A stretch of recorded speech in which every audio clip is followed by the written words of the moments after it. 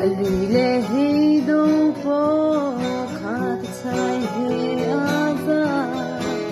zai tha se jele bai chia rok chai ta he ye cha long re thri lai ne ing lang ka chai chol dai ti ke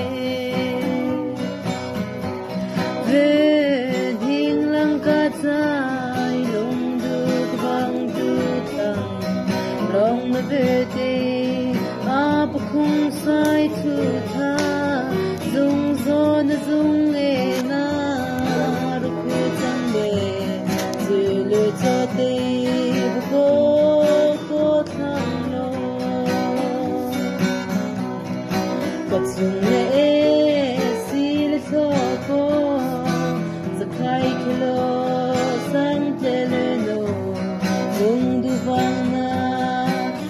chia pa chui tu palung ho pa ngam tu sang le ta mo ye chia long lai ho tu ho na sang lua le ding lang ka chai so te ka bang tu tang long na ve te a pa khung sai tu tha zung zon zung e na ru kwe cham me se le cha te bo tham chama le do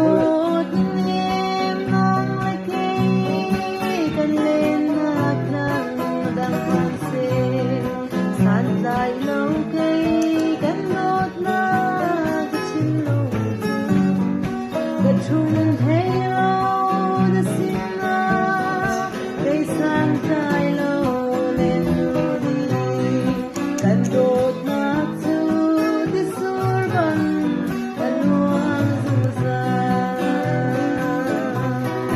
ai dễ cả chín trong răng in đang dun tua là pha hi thuộc là dòng